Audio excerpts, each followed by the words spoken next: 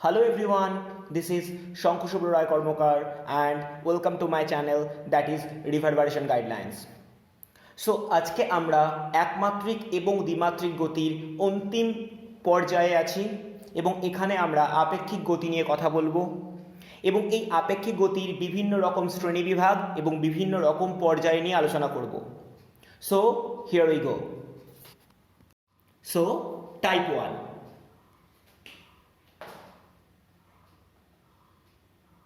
Type 1-এ আমরা দেখব দুটি বস্তু একই দিকে যাত্রা করছে, অর্থাৎ দুটি বস্তুর মধ্যে একটি বস্তুর নাম আমি দিলাম এ, যার বেগের মান v1, এবং আরেকটি বস্তু বি, যার বেগের মান দিলাম v2।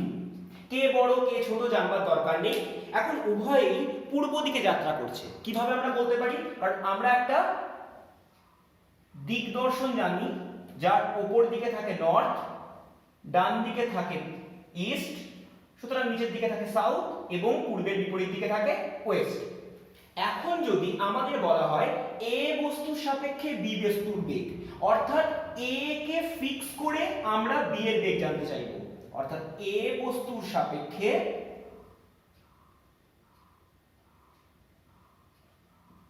বি এর বেগ, সেক্ষেত্রে আমাদের এ কে একটি স্থির বস্তু হিসেবে কল্পনা করতে হবে। যদি সেটি স্থির না হয় সেক্ষেত্রে আমাদের স্থির কল্পনা করার জন্য এ এর বিপরীত দিকে একটি বেগকে কল্পনা করতে হবে। অর্থাৎ আমাদের ছবি অনুযায়ী বি পূর্ব দিকে যাচ্ছে এবং যার বেগ কিনা v2, এ সেও পূর্ব দিকে যাচ্ছিল যার বেগ কিনা v1। এখন এ কে স্থির ধরতে গেলে আমরা কি করব? এ এর অভিমুখের ঠিক বিপরীত দিকে সমমানের একটি বেগ ধরব, তাহলে তার মান অবশ্যই -v1 হবে, কারণ আমরা জানি বেগ একটি ভেক্টর রাশি, অভিমুখ পরিবর্তন হয়ে গেলে তার মান অবশ্যই ধনাত্মক থেকে ঋণাত্মকের দিকে হয়ে যাবে। তাহলে এখন আমার কাছে মোট দুটি ভেক্টর আছে, একটি ভেক্টর v2 যা পূর্ব দিকে যাচ্ছে, অপর ভেক্টর v1 যা পশ্চিম দিকে যাচ্ছে, অর্থাৎ -v1। তাহলে এর সাপেক্ষে বি এর বেগ যদি আমাদের নির্ণয় করতে হয় তাহলে তার মান হবে v2 v1 এবং অবশ্যই অভিমুখ হবে ইস্ট। এখন যদি আমরা ঠিক বিপরীত কাজটি করি, অর্থাৎ বি বস্তুর সাপেক্ষে এ বস্তুর বেগ বের করতে চাই,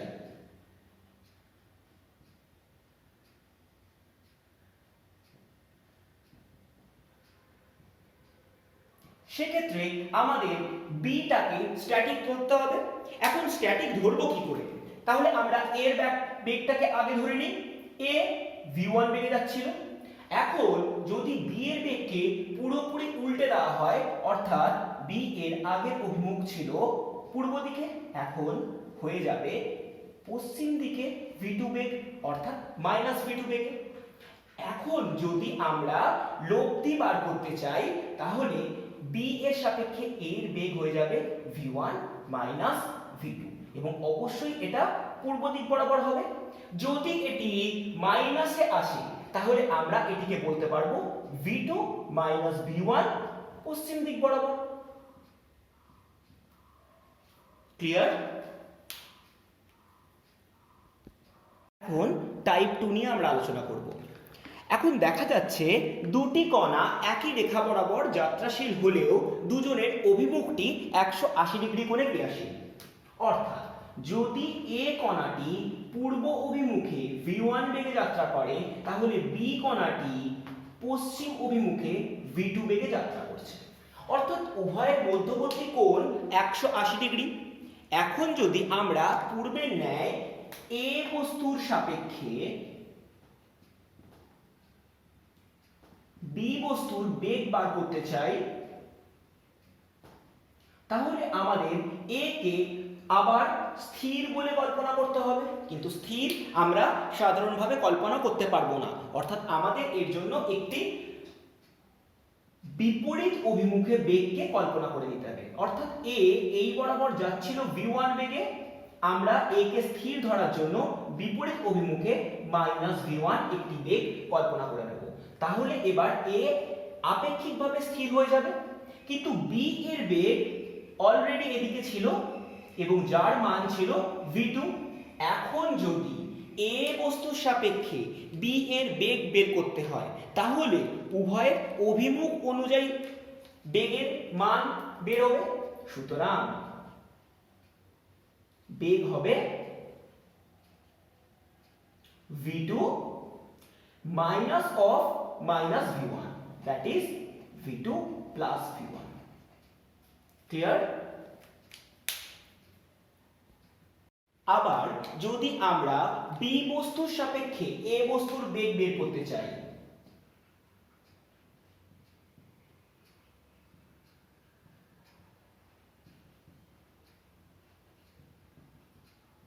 সেক্ষেত্রে আমাদের b বস্তুটিকে স্থির বলে কল্পনা করতে হবে।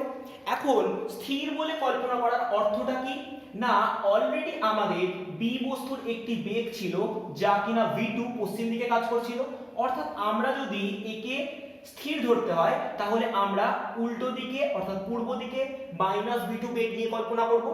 আবার a বস্তুটি কিন্তু পূর্ব দিকেই v1 বেগে যাত্রা করছিল, অর্থাৎ বেগ হবে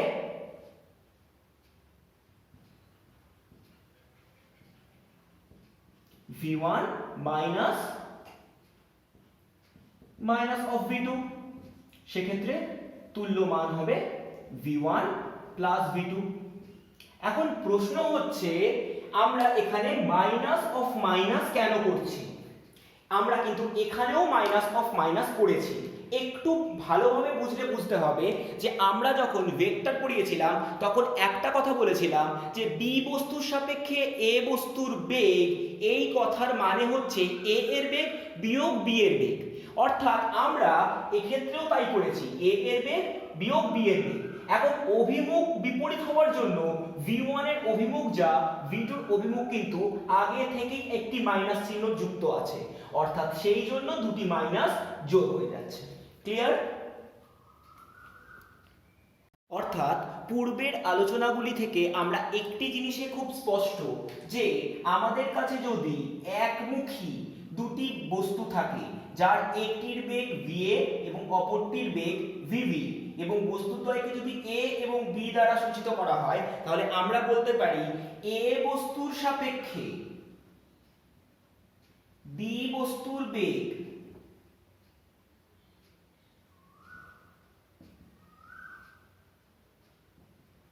এই কথার মানে হলো b এর বেগ বিয়োগ a এর বেগ, অর্থাৎ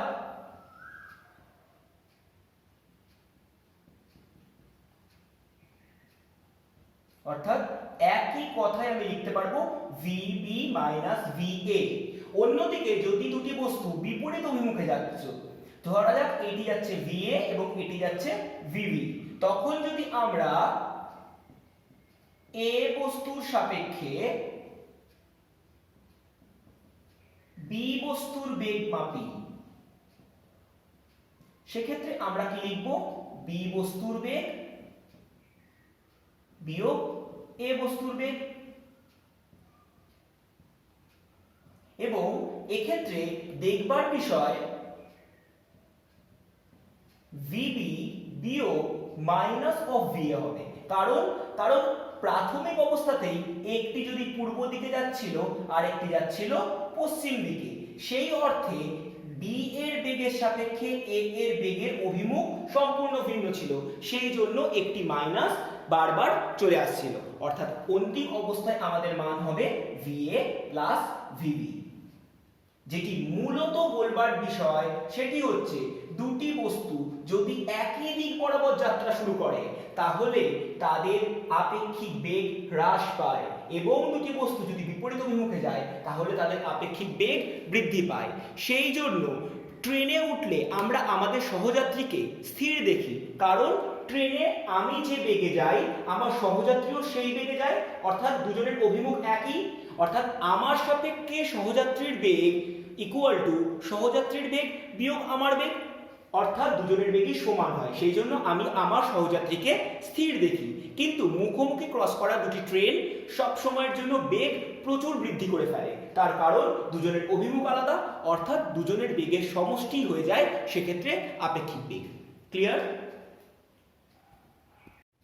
নাও type 3 and type 3 relatively complicated এবং একটু জটিল, কঠিন নয়, জটিল। আমাদের বলে দেওয়া হচ্ছে দুটি কণা আছে, একটি এ অপরটি বি। এ যাচ্ছে পূর্ব দিকে যার বেগের মান v1, বি যাচ্ছে উত্তর দিকে যার বেগের মান v2। অর্থাৎ আমাদের প্রদত্ত রাশি এ কণা পূর্বে যায় v1 বেগে আর বি কণা উত্তরে যায় v2 বেগে। এখন যদি আমাদের বলা হয় এ কণার সাপেক্ষে বি কণার বেগ কত,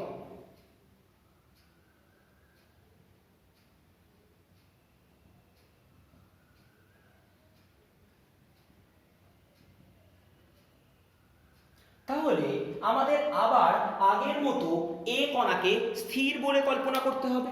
এখন স্থির কল্পনা করার অর্থ এ কণার যে অভিমুখে বেগ আছে তার বিপরীত অভিমুখে একটি বেগকে কল্পনা করতে হবে যা এ কে পুরোপুরি স্থির রাখতে পারে।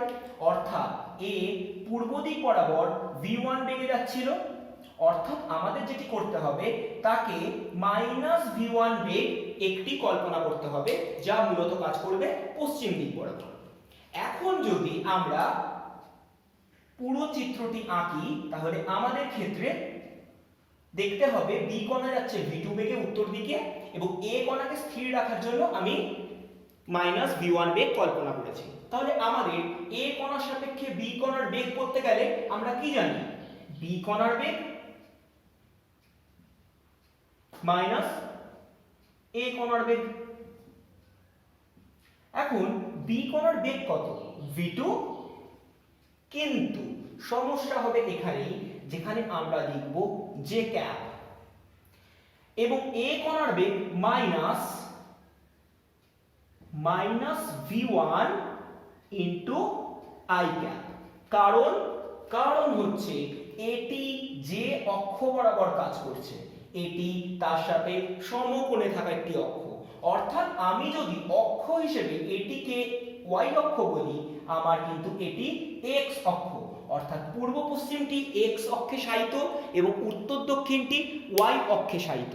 সেই জন্য আমি পুরো ঘটনাটিকে এইভাবে লিখতে পারবো।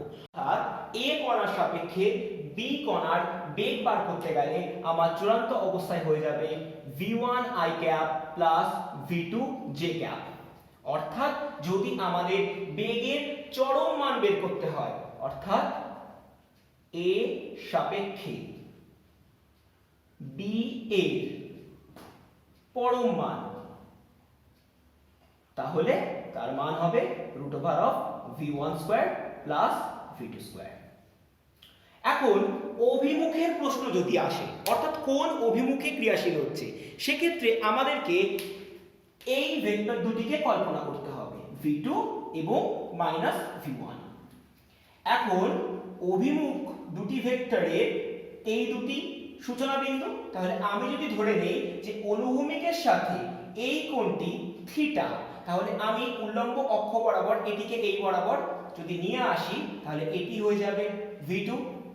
তাহলে আমি আমার সমীকরণ অনুযায়ী tan থিটা যদি বসাই, tan থিটা মানে আমি পাবো v2 বাই v1, অর্থাৎ আমরা এই থিটা কোণটি পাবো। অর্থাৎ প্রথম কণার সাপেক্ষে দ্বিতীয় কণার অ্যাকচুয়াল অভিমুখ হবে এই পুরো কোণটি।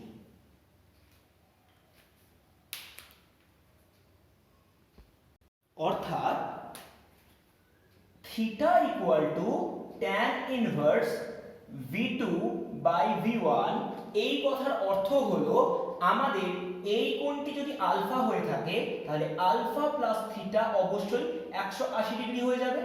অর্থাৎ আমরা আলফা সমান সমান লিখতে পারবো 180 degree minus tan inverse v2 by v1 এবং দিক হবে এটি পূর্ব হলে এটি অবশ্যই পশ্চিম ও অভিমুখ হবে উত্তর পশ্চিম। ক্লিয়ার? ওকে, টাইপ 4।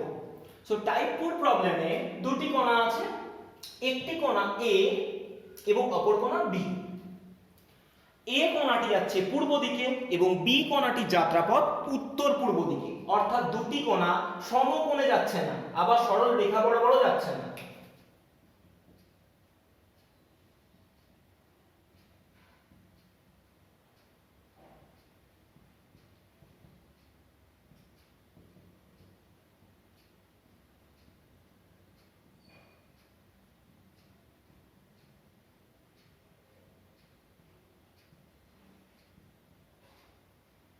হয়েছে?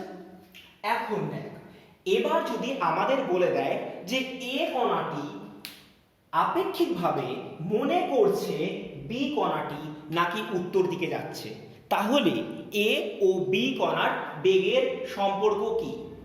রাইট? অর্থাৎ আমাদের বলে দিয়েছে আপেক্ষিকভাবে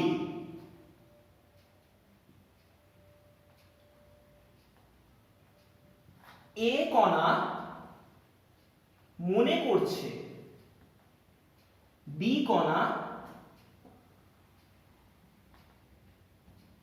উত্তর অভিমুখে যাত্রা করছে।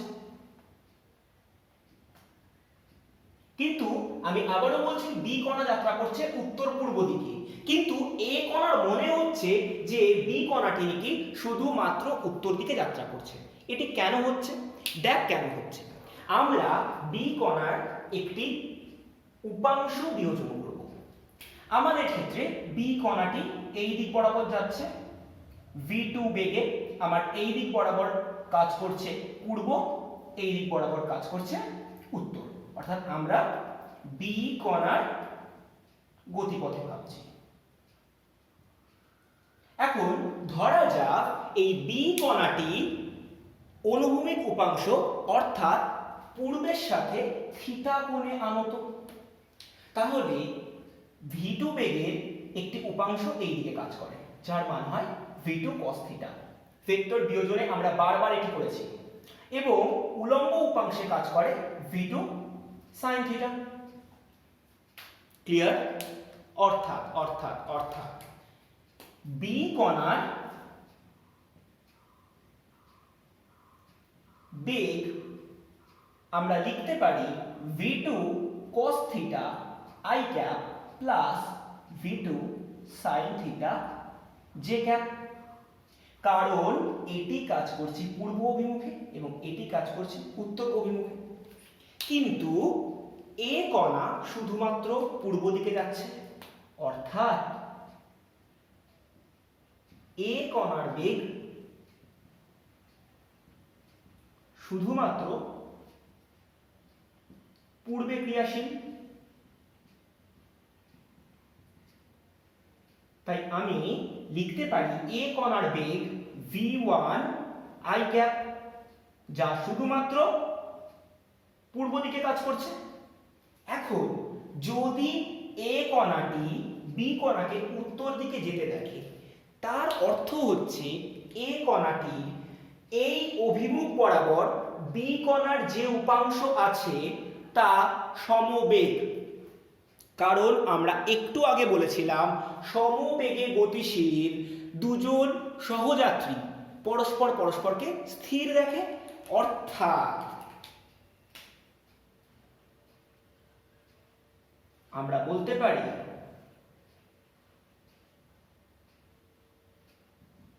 পূর্ব দিকে এ এর উপাংশ অর্থাৎ পুরো v1 এবং পূর্ব দিক বরাবর বি এর উপাংশ যেটি কিনা v2 cos থিটা, উহা সমান, এবং ইহাই হবে দুজনের বেগের মধ্যে সম্পর্ক, যার জন্য সমগ্র ক্ষেত্রে মনে হবে যে বি কণাটি এ এর সাপেক্ষে শুধুমাত্র উত্তর দিকে যাচ্ছে, কারণ বি এর যে উপাংশটি পূর্ব দিক বরাবর কাজ করবে তার বেগের মান এ কণার বেগের সাথে অনুরূপ হয়ে যাবে। ফলে এই কণাটি পূর্ব দিকে যে বেগে যাবে, বি কণাটিও পূর্ব দিকে সেই বেগে যাবে। শুধুমাত্র বি কণার উলম্ব উপাংশ বরাবর যে উপাংশ থাকবে অর্থাৎ v2 sin থিটা তা উহাকে উত্তর দিকে নিয়ে যাবে, অর্থাৎ এ মনে করবে শুধু বি উত্তর দিকে যাচ্ছে এবং উলম্ব দিকে বেগ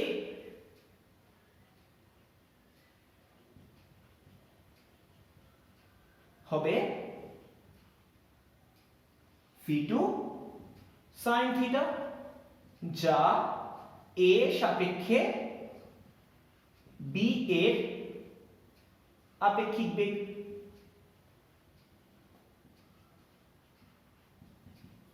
Clear? Well, type 5, and it is a very patent question, that is boat and river problem.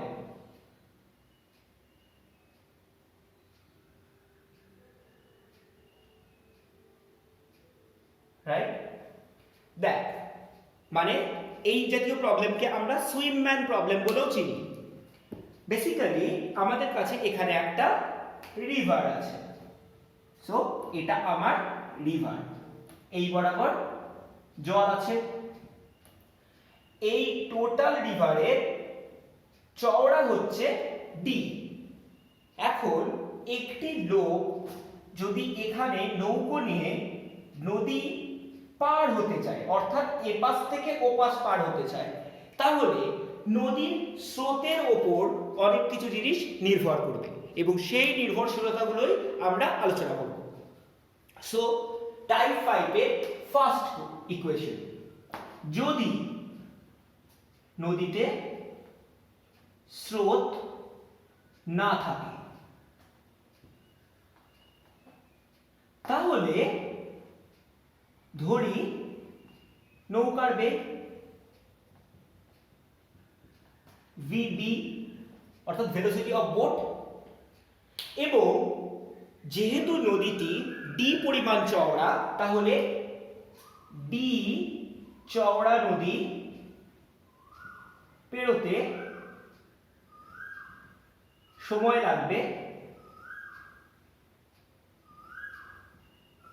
D by VB, অর্থাৎ ইহাই হবে ন্যূনতম সময় যে সময় লোকটি নৌকোটি দ্বারা নদীটিকে আড়াআড়ি ভাবে পার হতে পারবে, যখন নদীতে কোনরূপ স্রোত নেই। এবার ধরা যাক নদীতে একটি স্রোত আছে, অর্থাৎ নদীতে স্রোতের মান আমরা vs দিয়ে ধরছি।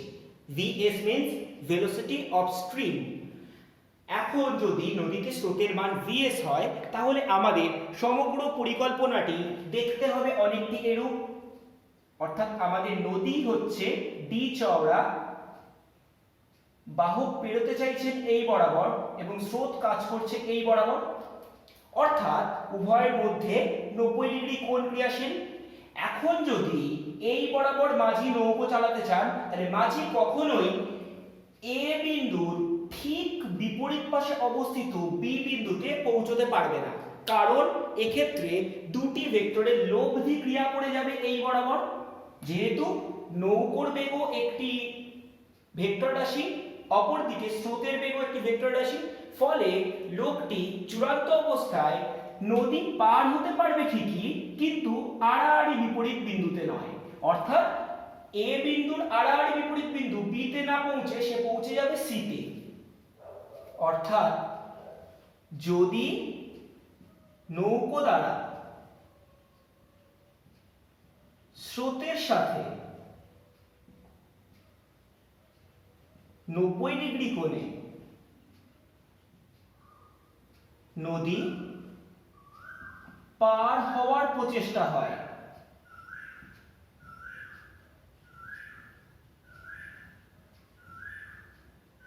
তাহলে আড়াআড়ি বিপরীত বিন্দুতে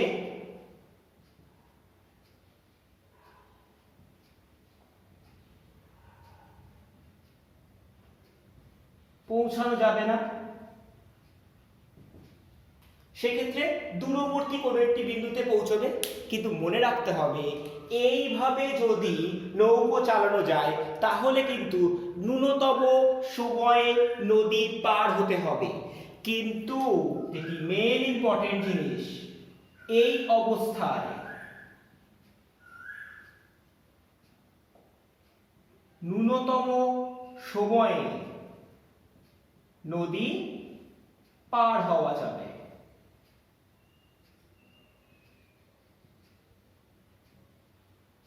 এবং যার মান হবে d/vv। কারণ মনে রাখতে হবে নৌকোর বেগ এই vv সর্বদা উল্লম্ব দিকে কাজ করেছে। হতে পারে লব্ধি বেগের জন্য নৌকোটি এই বরাবর যেতে আরম্ভ করেছে, কিন্তু সর্বদা উল্লম্ব দিকের উপাংশ vv নদীর চওড়াটাকে অতিক্রম করতে করতে নিয়ে গেছে।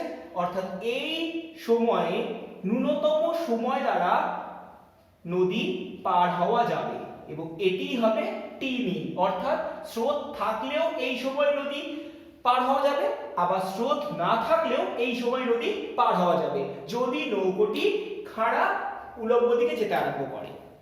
কিন্তু এই কন্ডিশনে কখনোই আড়াআড়ি বিপরীত বিন্দুতে পৌঁছানো যাবে না। আমরা আগের আলোচনা থেকে জেনেছি ন্যূনতম সময়ে নদী পার হতে গেলে আমাদের ন্যূনতম সময় লাগবে d/vv। এখন যদি আমরা ন্যূনতম দূরত্বে নদী পার হতে চাই, অর্থাৎ এবার আমরা যেটা চাইবো সেটা হচ্ছে ন্যূনতম দূরত্বে নদী পার।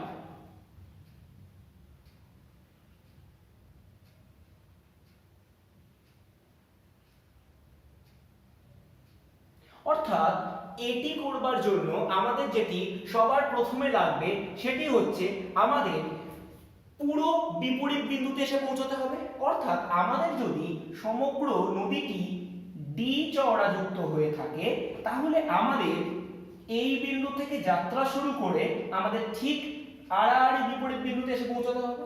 কিন্তু আমরা জানি নদীতে স্রোত আছে এবং স্রোতের মান vs। তাহলে আমাদের যদি খাড়া উল্লম্ব বিন্দুতে পৌঁছতে হয়, তাহলে আমরা কোনোদিন এই বরাবর গেলে এখানে পৌঁছতে পারবো না। সেটা আমরা আগের বারই দেখলাম, যদি এই বরাবর যাই তাহলে আমরা এই বরাবর পৌঁছে যাচ্ছি। তাহলে আমরা কি করব, নৌকোটিকে একটি কোণ করে চালাবো। অর্থাৎ এই বরাবর আমি নৌকোটিকে চালাবো। যদি এই বরাবর আমি কোণ করে নৌকোটিকে চালাই এবং আমি যদি ধরে নিই যে স্রোতের বিপরীত প্রান্তের পাড়ের সাথে থিটা কোণে নৌকো চালানো হচ্ছে, অর্থাৎ আমরা ধরে নিলাম নদীর স্রোতের বিপরীতে নদীর পাড়ের সাথে থিটা কোণে নৌকো চালানো হচ্ছে। তাহলে নদীর মধ্যে থাকা নৌকোর বেগের মোট দুটি উপাংশ হবে।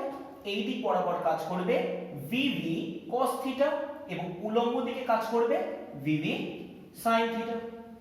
এখন যদি কোনোভাবে এই vv cos থিটা নদীর স্রোতের বেগকে সম্পূর্ণরূপে প্রশমিত করে দিতে পারে, তাহলে কি হবে? তাহলে অনুভূমিক দিকে কোনো রূপ বেগের উপাংশ ক্রিয়াশীল হবে না। অর্থাৎ যেটি আমি বলতে চাইছি তা হলো, যদি স্রোতের বেগ অর্থাৎ vs নৌকার অনুভূমিক দিকের বেগের উপাংশ দ্বারা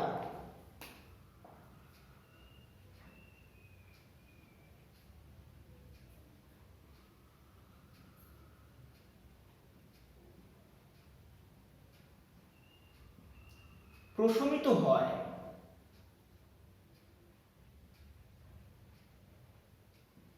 তাহলে vs অর্থাৎ স্রোতের বেগটি হয়ে যাবে vv cos থিটার সাথে সমান। অর্থাৎ আমরা বলতে পারি cos থিটা সমান সমান vs বাই vv। সেক্ষেত্রে নৌকোর শুধুমাত্র উল্লম্ব বেগটি ক্রিয়াশীল থাকবে। অর্থাৎ সেক্ষেত্রে নৌকার উল্লম্ব বেগ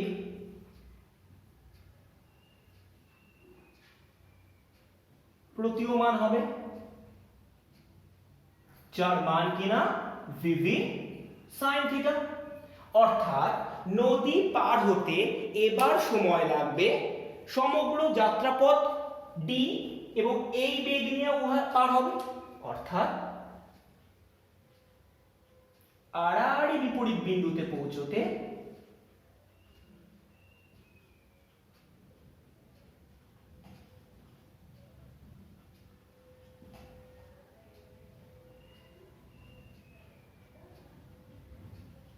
সময় লাগবে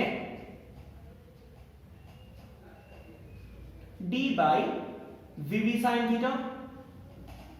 ক্লিয়ার? এখন আমরা দেখেছি cos থিটা কথার মানে vs বাই ভিভি। আমরা যদি এই সমগ্র রাশিটিকে একটু বিস্তৃতভাবে ব্যাখ্যা করি, অর্থাৎ cos square theta plus sin square theta এটি মানে 1, তাহলে আমরা জানি sin square theta equal to 1 minus cos square theta, that is 1 minus vs by V V পুরোটির হোল স্কয়ার। অর্থাৎ সমগ্র রাশিমালা হয়ে যাবে sin থিটার মান বের করতে গেলে ভিভি ভেতরে থাকবে ভিভি স্কয়ার মাইনাস vs স্কয়ারের রুট। অর্থাৎ যদি আমরা সময় টি বের করতে চাই তাহলে আমাদের সময় ছিল t equal to d by V V sine theta. এখন সাইন থিটার মান বসিয়ে দিলে আমরা পাবো d by root over of V V square minus vs square, কারণ এখান থেকে ভিভি আর এই ভিভি কেটে যাবে সাইন থিটার মান বসালে।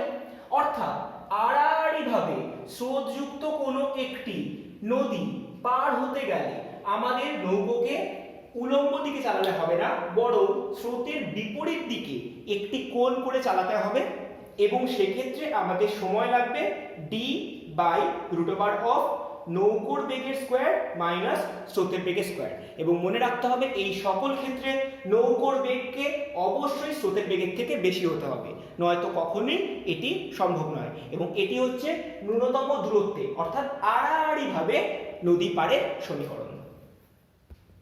লাস্ট টপিক আপেক্ষিক বেগের, দ্যাট ইজ টাইপ 6। এই টাইপ 6 এর একটা স্পেশাল নাম আছে, that is known as the Rain Man.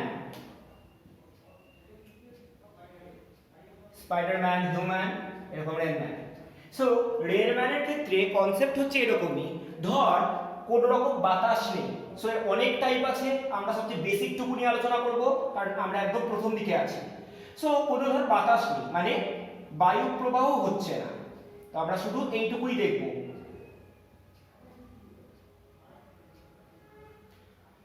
এখন বায়ু প্রবাহ না হলে একটি লোক যদি দাঁড়িয়ে থাকে, ধর এটি তার ছাতা, লোকটি দাঁড়িয়ে আছে, তাহলে লোকটি বৃষ্টিকে দেখবে খাড়া উলম্ব দিকে পড়ছে।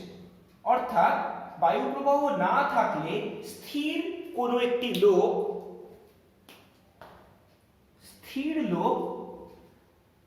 বৃষ্টিকে খাড়া উল্লম্বভাবে নিচের দিকে পড়তে দেখবে।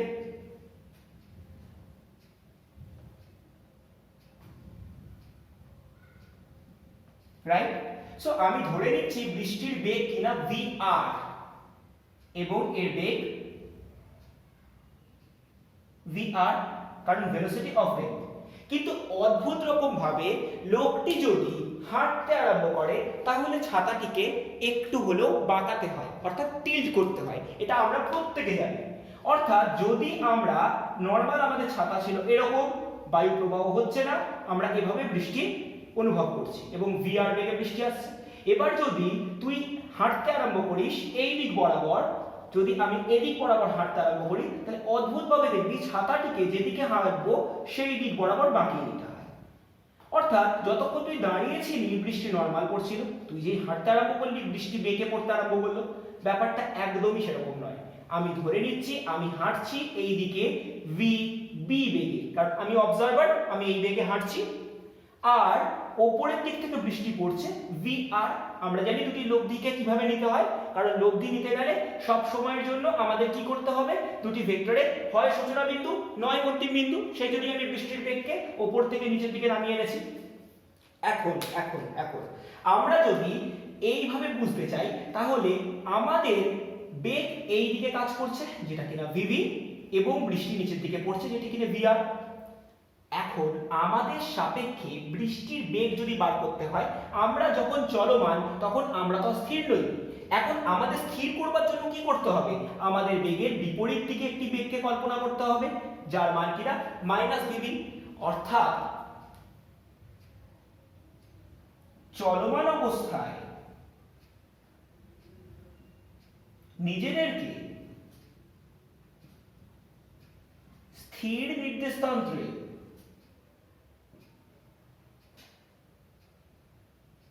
আনতে আমরা আমাদের গতির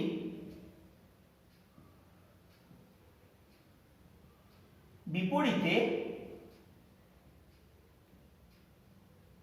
সমবেগ কল্পনা করব,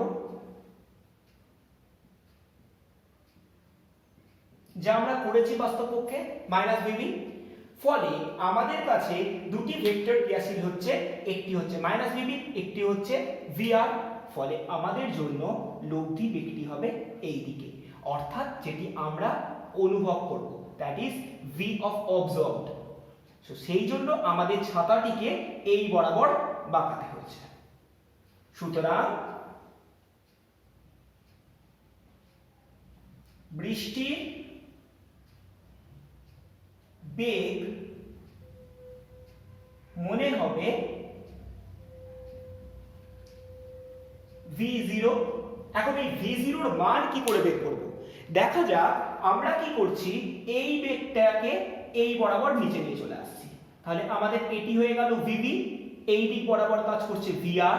তাহলে এই শুধু ত্রিভুজে v0 টা হচ্ছে অতিভুজ, তাহলে আমরা v0 এর মান লিখতে পারি vv square plus vr square, কারণ দুটি ভেক্টর 90 ডিগ্রি কোণে ক্রিয়াশীল এবং এটিও অতিভুজ।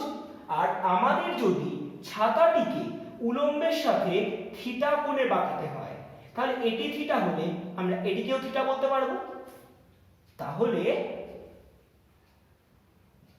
ছাতা উল্লম্বের সাথে থিটা কোণে বাঁকালে